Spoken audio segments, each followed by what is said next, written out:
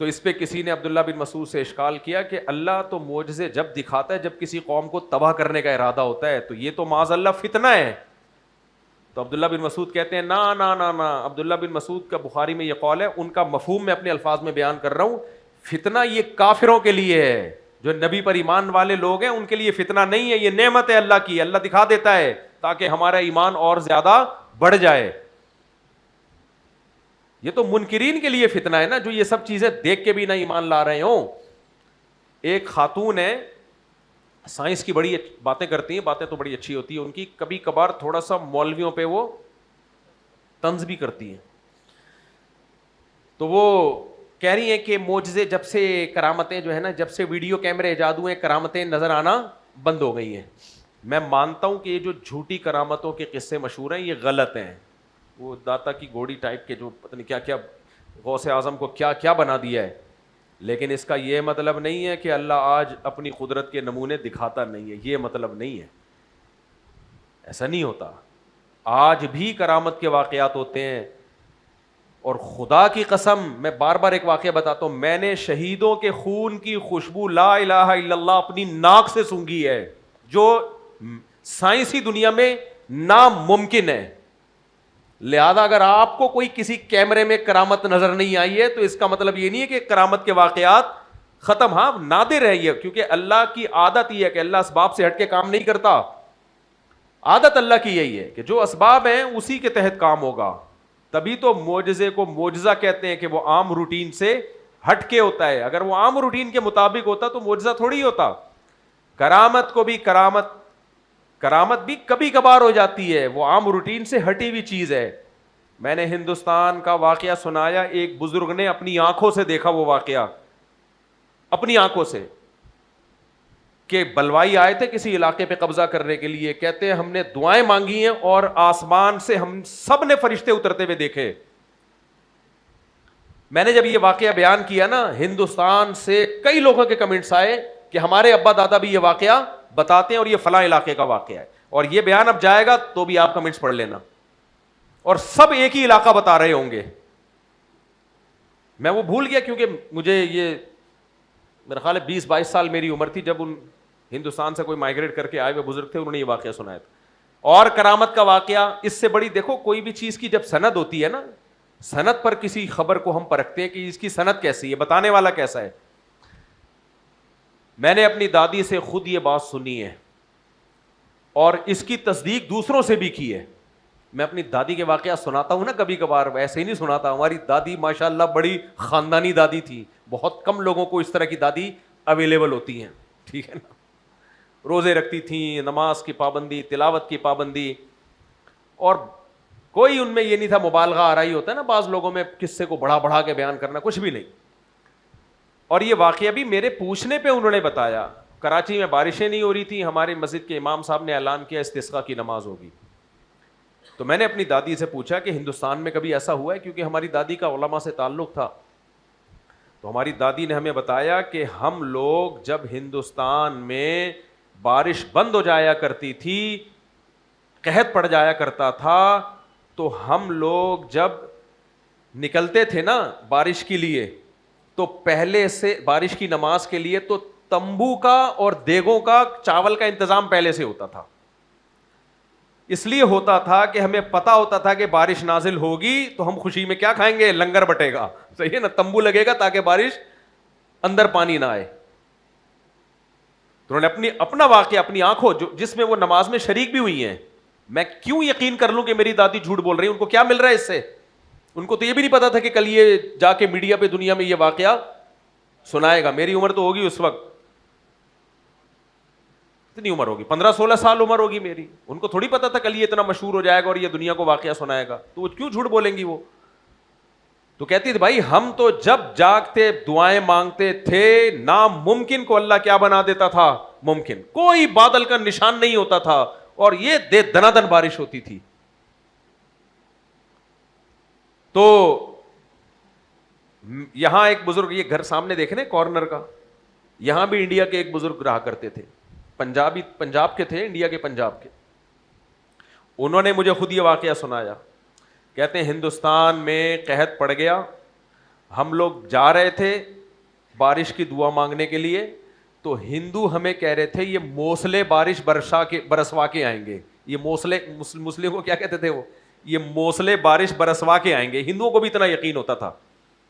کہہ رہے ہم جاتے تھے تو ہم شدید گرمی میں, ہمارے جو امام صاحب تھے اتنا روئے مجمع, اتنا رویا, آسمان پہ بادل کا کوئی نشان نہیں. اس کی سند بھی متصل ہے, یعنی مجھے کسی اور نے نہیں سنایا یہ واقعہ, براہ راست ان سے میں نے سنا. ادھر ہی رہا کرتے تھے, پھر یہاں سے مکان بیچ کے لاہور چلے گئے. وہی نہیں جن کا میں قصہ اکثر سناتا ہوں کہ وہ باہر آ کے بیٹھ گئے تھے. میں نے پوچھا کیوں, کہہ رہے بیٹا سگریٹ پی رہا ہے. تو میں نے کہا بیٹے کو چاہیے نا باہر آ کے بیٹھے, آپ اندر جا کے بیٹھو. تو بیٹا تھا, پتہ نہیں پوتا تھا. تو میری بڑی گپ شپ تھی ان سے, میں یہاں بیٹھا کرتا تھا ان سے. وہ پرانے آدمی تھے, بڑے اچھے نیک, اور مجھے بڑی, یعنی میں بہت باریک ہوا کرتا تھا ان دنوں میں, دبلا نہیں باریک.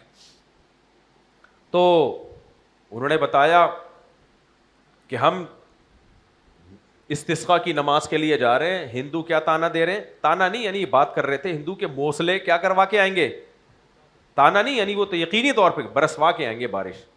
تو گئے ہیں, کہہ رہے اتنی کوئی نام و نشان نہیں بادل کا, یعنی اتنا امام صاحب روئے ہیں, گڑ گڑائے ہیں, اتنا کہتے ہیں گرمیوں میں ہم پگھلنا شروع ہو گئے, اور اچانک بادل آئے اور دے دنادن بارش شروع.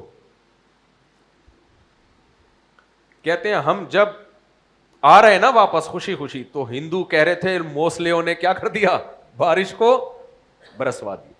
استسقاء کے تو بہت واقعات ہیں, بہت واقعات ہیں. نماز خود نبی کے دور میں کیا ہوا ہے, نبی صلی اللہ علیہ وسلم سے ایک صحابی نے عرض کیا نا, یا رسول اللہ, دیہاتی صحابی آئے کہ بارش نہیں ہو رہی ہے. تو آپ صلی اللہ علیہ وسلم نے جب دعا مانگی ہے, اتنی بارش ہوئی ہے, اتنی بارش ہوئی ہے کہ وہ صحابی آئے, کہنے لگے کہ ہماری کھیتیاں تباہ ہو گئی. 3 دن مسلسل بارش برسی ہے, یا رسول اللہ آپ دعا کریں یہ بارش ختم ہو جائے. تو اللہ کے نبی نے یہ دعا نہیں مانگی کہ ختم ہو جائے, اللہم حوالینا لا علینا, اے اللہ اس بارش کو ہمارے ارد گرد لے جا. صحیح ہے نا, ہمارے اوپر نہیں, یعنی اس کو دائیں بائیں کر دے. برکت کی چیز ہے, اس کو تو برسنا ہی چاہیے, لیکن ہمارے دائیں بائیں ہو جائے. تو پھر وہ بارش تھمی ہے. تو صرف استسقاء کے ہی اتنے حدیث میں تو ہیں ہی, لیکن یہ لوگ کہاں حدیث کو مانتے ہیں. یہ تو بھائی ہمارے شیخ حضرت مفتی رشید احمد صاحب نے اپنا واقعہ سنایا. کہتے ہیں دارالعلوم کورنگی میں جب پڑھایا کرتا تھا, حضرت مفتی محمد شفیع صاحب جو مفتی اعظم پاکستان تھے, حضرت مفتی تقی صاحب کے استاذ تھے, تو ہمارے حضرت فتوے میں ان کے نائب تھے. تو فرماتے ہیں کہ بارش نہیں ہو رہی تھی کراچی میں, بہت حالت خراب چل رہے تھے. تو ایک شخص آیا حضرت مفتی محمد شفیع صاحب کے پاس, کہہ رہے میں بھی بیٹھا تھا, تو کہنے لگا کہ آپ نماز استسقاء پڑھائیں تاکہ بارش ہو.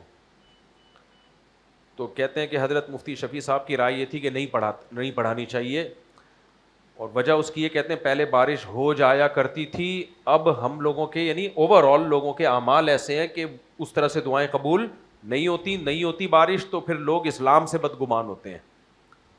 یہ لوگ سمجھتے ہیں یہ نماز استسقاء تو ہوتی ہے مگر بارش نہیں ہوتی, تو لوگ پھر جو ہے اس سنت سے بدگمان ہوں گے. یعنی ان کا بھی کہنا یہ تھا کہ پہلے تو ہو جایا کرتی تھی, اب اگر ہم مانگیں گے پتہ نہیں ہو نہ ہو, تو جب نہیں ہوئی تو اللہ کی مرضی ہے نا. اللہ نے دعا قبولیت کا ایسے تھوڑی وعدہ کیا کہ ادھر مانگو گے ٹھک کر کے دے دوں گا میں. دعا کا یہ مطلب تھوڑی ہے. وہ کسی نے پوچھا نا ڈاکٹر ذاکر نائک سے, ہم جب جہاز میں سفر کی دعا پڑھتے ہیں پھر بھی جہاز تباہ ہو جاتا ہے. کتنے لوگ تو اندر ایسے بیٹھے ہوتے ہیں دعا پڑھ کے بیٹھے ہوتے ہیں, پھر بھی مارکیٹ سے کیا ہو جاتے ہیں, شارٹ ہو جاتے ہیں. تو دعا کی قبولیت کا مطلب یہ لازمی نہیں ہوتا کہ جیسے مانگ رہے ہو ویسے ہی قبول ہوگی, یہ لازمی نہیں ہوتا. بس ہوگی کیسے ہی اللہ ہی کو پتہ ہے. تو نماز استسقاء میں بھی ایسے نماز پڑھو اور بارش نہ برسے, کوئی اللہ نے وعدہ تھوڑی کیا کہ لازمی برساؤں گا میں. یہ تو کرامت ہے, ادھر مانگی اور ادھر برسی دعا, یہ تو کرامت کے واقعات ہیں. تو حضرت مفتی محمد شفیع صاحب رحمہ اللہ نے فرمایا کہ آج کل بارش نہیں ہوتی, یعنی امکان ہے کہ نہ ہو, تو پھر لوگ کس سے بدگمان ہوتے ہیں, اسلام سے. تو حضرت فرماتے ہیں میں نے عرض کیا کہ پہلی بات تو یہ کہ حضرت جب ایک عمل سنت ہے بارش نہ ہونے میں کہ نماز استسقاء پڑھی جائے، تو اس کو اس سنت کو اس بیس پہ کیسے ہم چھوڑ دیں کہ لوگ اسلام سے بدگمان ہو جائیں گے؟ بھائی ہو جائیں جنہوں نے ہونا ہے، نہ ہو بارش، ہم تو وہ کام جو سنت ہے اس کو ہم نے پورا کرنا ہے۔ دوسری بات حضرت فرماتے ہیں، میں نے حضرت سے یہ کہا، حضرت مفتی شفیع صاحب سے، کہ تجربہ یہ ہے کہ جب بھی نماز استسقاء پڑھو بارش ہوتی ہے، تجربہ یہی ہے، لہذا امید ہے کہ ہو جائے گی۔ تو حضرت مفتی محمد شفیع صاحب نے ہمارے حضرت کی رائے کو قبول کیا، فرمایا یہ معقول بات ہے۔ تو حضرت فرماتے ہیں ہم نے پہلے دن پڑھائی نہیں ہوئی، دوسرے دن پڑھائی، حضرت نے امامت کی تھی ہمارے شیخ نے، نہیں ہوئی، تیسرے دن پڑھائی ہے، ہو گئی، دے دنادن بارش ہو گئی۔ یہ ہمارے حضرت کا واقعہ ہے اپنی۔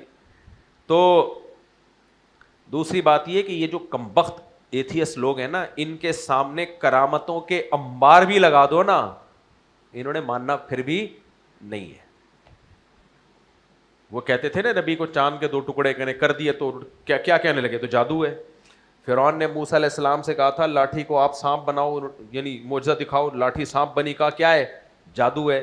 پھر اللہ نے کہا کہ چلو مقابلہ کروا لیتے ہیں جادوگروں سے، جادوگر خود کہہ دیں گے جادو نہیں، ہزاروں جادوگروں نے خود کہہ دیا بھائی جادو نہیں ہے۔ فرعون نے کہا نورہ کشتی ہے، یہ تو پہلے سے ان کو سمجھا کے لائے تھے۔ پھر کیا ہوا؟ فرعون نے کہا سب کو لٹکا دوں گا، قتل کر دوں گا۔ اب قتل کرنا تو اس کی علامت ہے کہ نورہ کشتی نہیں ہے نا۔ نورہ کشتی تو جب ہوتی ہے جب پیسوں کے لیے بندہ وہ قتل بھی کر دیا پھر بھی نہیں مان رہا کہ یہ واقعی سچی مچی کا ایمان لائے تھے۔ تو جس کے وقت نے ماننا ہی نہ ہو اسے دنیا میں کوئی بھی سمجھا نہیں سکتا۔ بعض لوگ ایسے ڈھیٹ ہوتے ہیں، خدا کی قسم 2-3 ڈپریشن کی گولیاں اپنے پاس رکھا کرو ہمیشہ، میرا تجربہ ہے، میں نہیں رکھتا لیکن رکھا کرو۔ ایسے لوگوں سے واسطہ پڑ جائے نا، بعض دلیلیں 2 اور 2 4 کی طرح ہوتی ہیں، لیکن ہر خاندان میں، ہر دوست احباب میں، آپ کے دفتر میں کوئی نہ کوئی ایسی ٹینشن اللہ نے پیدا کی ہوتی ہے، اس کے سامنے زمین آسمان کے انبار لگا دو، وہ کم بخت پھر بھی نہیں مانتا۔ تو ڈپریشن کس کو ہوتی ہے؟ ہمارے ابا کہتے تھے نا ذہین آدمی ہمیشہ کیا ہوتا ہے؟ دبلا ہوتا ہے۔ ایسے لوگ ہیں۔ ہمارے ایک دوست تھے سیاست میں نا، بڑی بحثیں چل رہی تھی، بھائی اس کو اتنی طریقوں سے سمجھا دیا نا، وہ پھر بھی ایک جگہ سوئی اٹک گئی۔ تو ہمارے ایک دوسرے دوست نے اس کو میں نے تو پھر پیچھے ہٹ گیا، میں نے کہا بھائی میرے پاس مٹیریل ختم ہو چکا ہے سمجھانے کا۔ تو میں نے ایک دوسرے دوست کو اس کے ساتھ لگا دیا، میں نے کہا آج کے بعد سے تو میرا خلیفہ ہے اور تو اس سے الجھا کرے گا، ٹھیک ہے نا، اب تو بحث کیا کرے گا۔ میں نے کہا بھائی میں نہیں کروں گا۔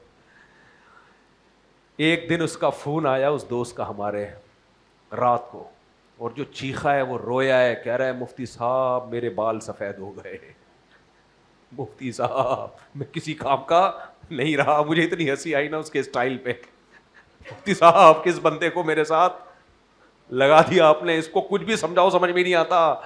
اتنی ٹینشن میں، وہ میں نام بھی لے سکتا ہوں، ہمارے دوست نے بھی، وہ غیبت ہو جائے گی کیونکہ وہ جس کو سمجھانے کے لیے اس کو سب جانتے ہیں یہاں پہ محلے میں، وہ اللہ نے بڑا نوازا۔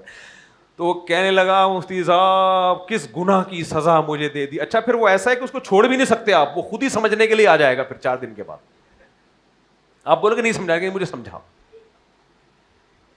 یعنی اس کے بارے میں مشہور ہے کہ جیسے شہد کے چھتے میں ہاتھ آپ نے دے دیا نا، اب آپ جان نہیں چھڑا سکتے، اب مکھیاں جہاں جہاں آپ وہاں مکھیاں۔ تو اس ایسا رویا ہے وہ ایک دن فون پہ، کہہ رہے یار کدھر لگا دیا، کہہ رہے میں بالکل بیکار ہو گیا، ہمیں ختم۔ تو ایسی اس نے اپنی نقشہ کھینچا نا، مجھے اتنی ہنسی آئی، میں نے کہا بھائی ہم نے تو اس لیے تو جان چھڑائی تھی۔ کہہ رہا مجھے کس گناہ کی سزا دی ہے۔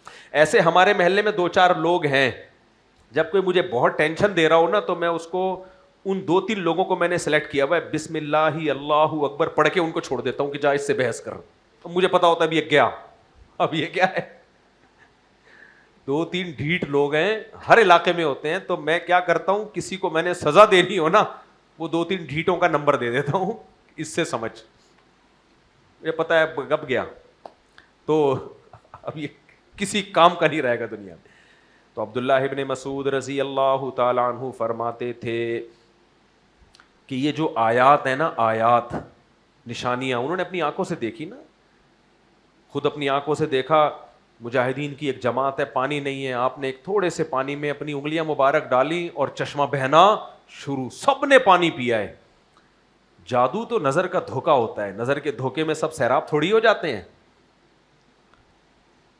تو وہ فرماتے تھے کہ یہ آیات اور یہ نشانیاں کافروں کے لیے فتنہ ہے, مسلمان کے لیے کیا ہیں؟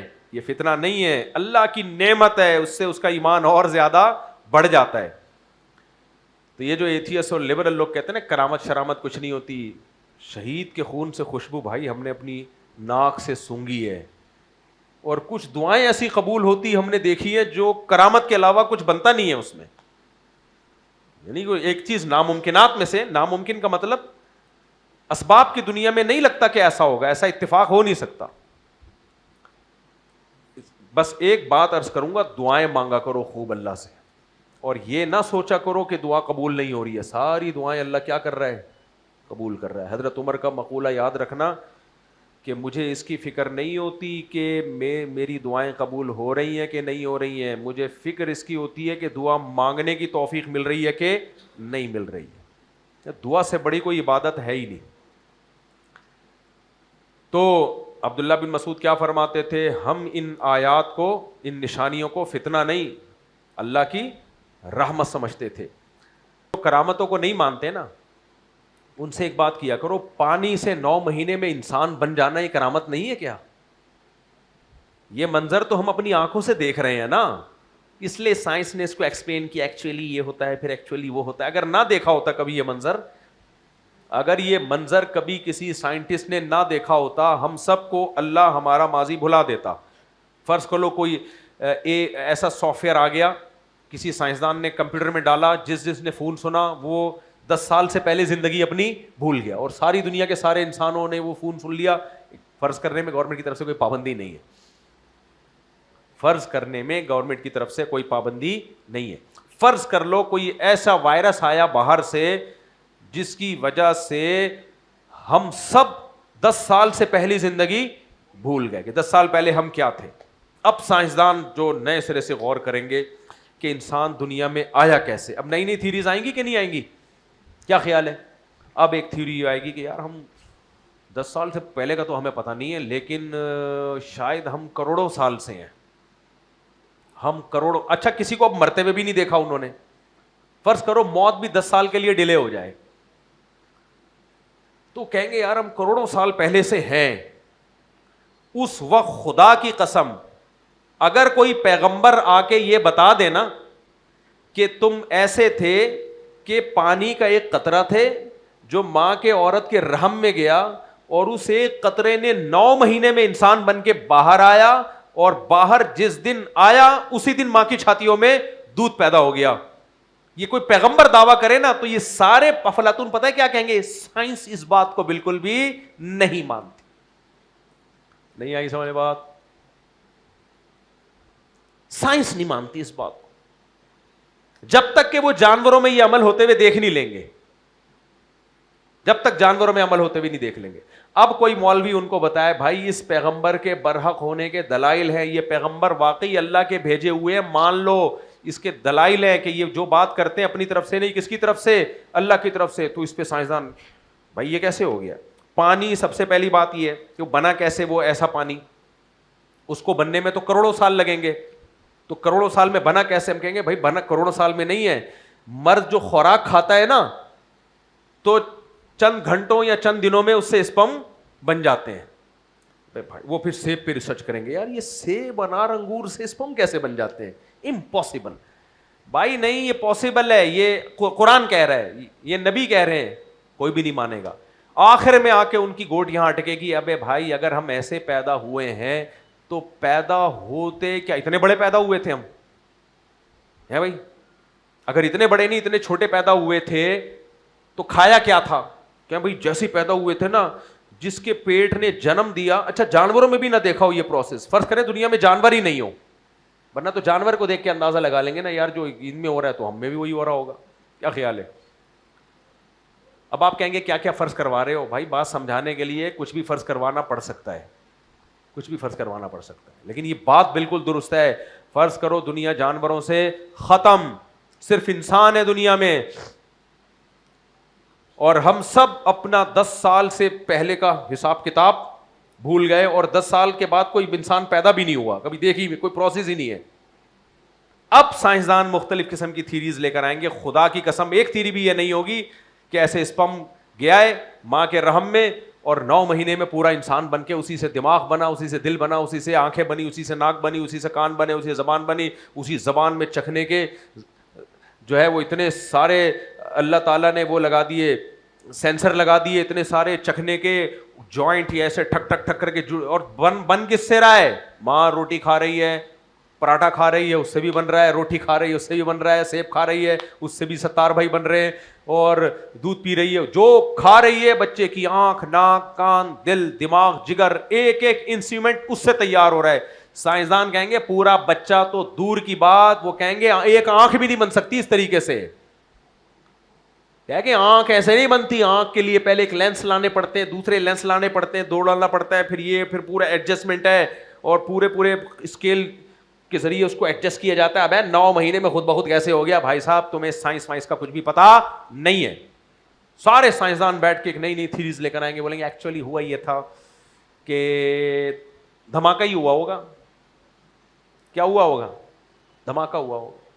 تو دھڑام سے کہیں سے آ کے گر گئے ہوں گے, یا کروڑوں اربوں سال سے ہم ایوالو ہو کے کچھ ہو کے وہ آگے ہوں گے, اب ہم بھول گئے ماضی میں ہوا کیا تھا. یہ کوئی بھی نہیں, یہ بات مولانا شریف تھانوی رحمۃ اللہ نے بھی لکھی ہے, یہ کوئی بھی نہیں مانے گا کہ منی سے 9 مہینے میں انسان بن کے آیا ہے مارکیٹ میں. تو اس پہ سب سے پہلے سوال ہوگا بھائی اتنی جلدی بن کیسے گیا.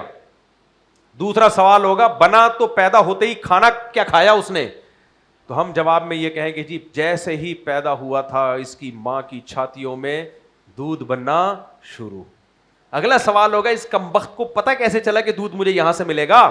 ہم کہیں گے یہ سیکھ کے آیا تھا ماں کے پیٹ سے کہ یہاں سے دودھ ملے گا اور حلق میں ایسے اترے گا.